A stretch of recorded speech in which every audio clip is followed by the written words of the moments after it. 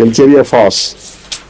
ये calcarea phos calcium और phosphorus से बना हुआ है और इस पहलू से ये बहुत गहरी दवा है। चूंकि ये बायोकेमिक में इस्तेमाल हुई है इसलिए होम्योपैथ्स ने इसकी तरफ पूरी तवज्जो नहीं दी और ऊंची ताकतों में जिस तरह इससे फ़ायदा हासिल करना चाहिए था ज़्यादा नहीं किया गया। लेकिन कैलकेरिया फॉस का जो बायोकेमिक इस्तेमाल है वो भी पूरी तरह भरपूर नहीं है। इसमें ये बात याद रखने के लायक है एक कि औरतों की बेहतरीन दोस्त है ये दवा और कैलकेरिया फॉस की बहुत सी अलामतें ऐसी हैं जो रोज़मर्रा औरतों की बीमारियों में पाई जाती हैं, उसमें कैलकेरिया फॉस को हमेशा याद रखना चाहिए। इसका आगाज औरतों में अमल दरामद में बचपन की दवाओं के अलावा जब औरत बन रही होती है उस वक्त प्यूबर्टी में जो भी तकलीफ़ें हैं बच्चियों की उनमें वो कैलकेरिया फॉस खिलाया जाए तो अक्सर मुफीद साबित होती है। दर्दें हो रही हैं, मेंसेस ठीक नहीं आ रहा है या लेट हो गए हैं, तो हर किस्म की तकलीफ़ों में कैलकेरिया फॉस प्यूबर्टी के वक्त यानी जब औरत लड़की जवानी में दाखिल हो रही हो उस ज़माने में उसकी बेहतरीन साथी बन जाती है। अब एक ऐसी चीज़ है जिसकी तरफ आमतौर पर ध्यान ही नहीं जाता कि अगर मेंसेस के दौरान उस उम्र में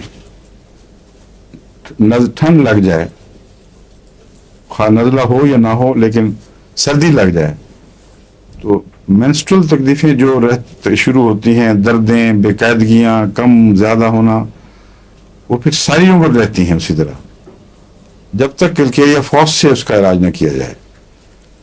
इसलिए हर मेंस्ट्रुअल डिसऑर्डर को सिर्फ उसकी उस वक्त की इलामतों से नहीं पहचाना जा सकता। बाज़ दफ़ा ज़रूरत पड़ती है कि उसका पस मंज़र देखा जाए।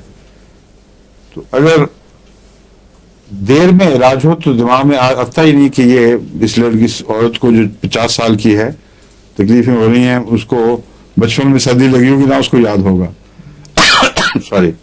इसलिए ये याद रखें कि बच्चियों पर उनकी जवानी के उम्र में नज़र रखें।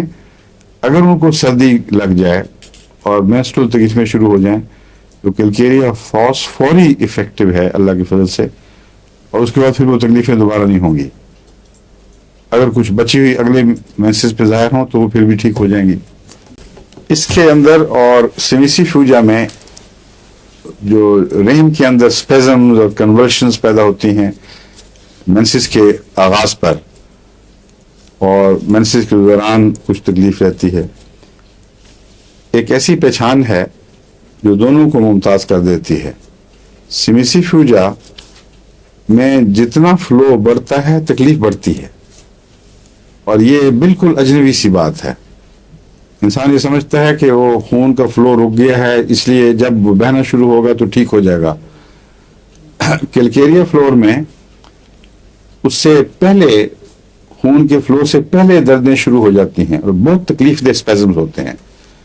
बाद औरतें हैं तो बिल्कुल समझती हैं कि एक अजाब में मुब्तला होती हैं बच्चियां, जो खासतौर पर लड़कियों में ये बात पाई जाती है जब तक फ्लो शुरू ना हो जाए। जब एक दफ़ा खून बहना शुरू हो जाए तो फिर वो आराम से निजात मिल जाती है। उस दौरान मेंसेस में फिर तकलीफ उनको नहीं होती, लेकिन पहले और 1-2 दिन शुरू के कैलकेरिया फॉस उसकी चोटी की दवा है।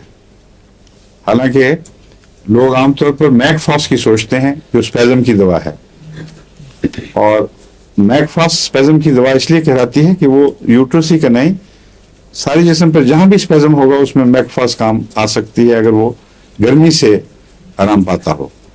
अगर सर्दी से आराम पाता हो तो फिर कौन सी दवा है? और भी दवाएं हैं, एपिस भी है, बेलाडोना भी है और सीकेल भी है और सीकेल सर्दी से आराम आएगा। और भी कई दवाएं हैं जिनमें सर्दी से आराम आता है और गर्मी से तकलीफ बढ़ती है। पस्टिल्ला भी उनमें से है और बेलाडोना बता चुका हूँ, 2 दफा होती है वो سلفر کا تو مجھے یاد نہیں کہ بیلاڈونا سے ملتا ہے، اس میں بھی شاید یہی ہو. بہرحال نکسوامی کا میں اس میں گرمی سے عام طور پر آرام ملتا ہے.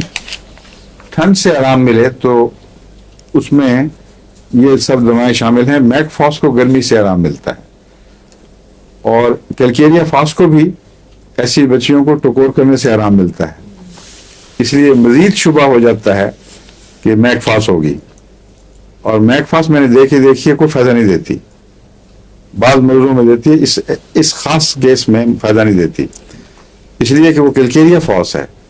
تو کیلکیریا فاس خاص جو جنسی اعضاء ہیں عورتوں کے، ان میں اسپیزم پیدا کرنے میں چوٹی کی دوا ہے، اس کو یاد رکھیں. اور گروئنز میں یوں نیچے اترتی ہے درد.